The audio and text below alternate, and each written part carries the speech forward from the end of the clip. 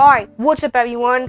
So yes, after a long time, I got a haircut. But other than that, make sure you watch till the end of this episode, because in this episode, I'll be sharing with you the big new features coming to the Teslas in the future. So without further ado, let's dive right in. Now, many of you Tesla owners know this.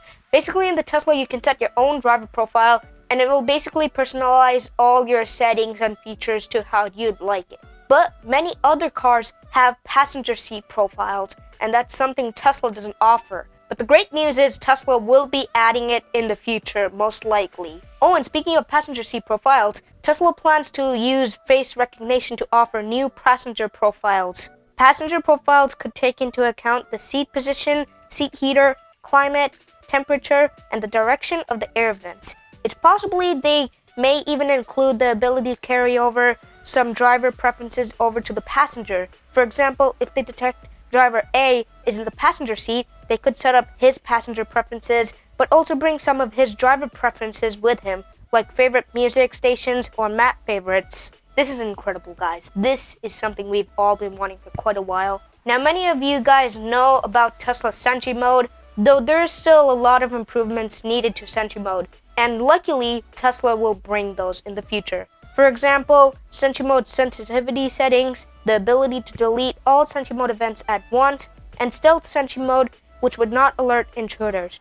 I don't know how I feel about stealth Sentry mode because there were many incidents where an intruder would peek through someone's Tesla, and then it would flash the lights and display on the screen that Sentry mode is recording. Another improvement we may see to Sentry mode is the ability to record from the interior camera.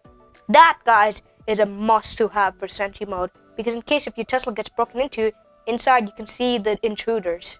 Speaking of the internal camera, Tesla plans to use the internal microphone to be used to aid FSD.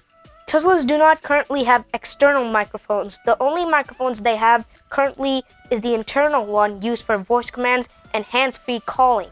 Elon Musk confirmed that Tesla will start utilizing the internal microphone to help detect the presence of emergency vehicles. Listening for sirens may only be the beginning if Tesla is successful in detecting situations using sound alone.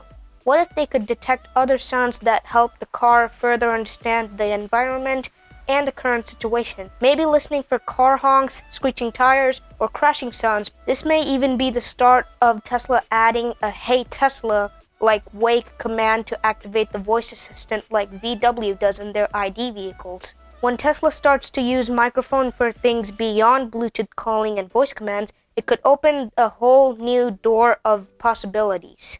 I'm speechless. These are incredible new features coming to the Teslas in the future. Now, there are two remaining features we have to discuss about.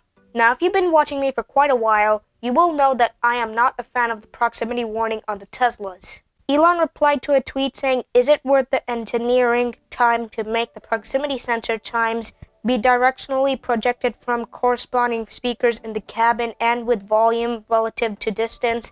Seems we could do better than chimes too." And Elon said, "Good point. Agreed." Guys, this is something I've been wanting for months now in the Teslas, and we will finally see this in the future.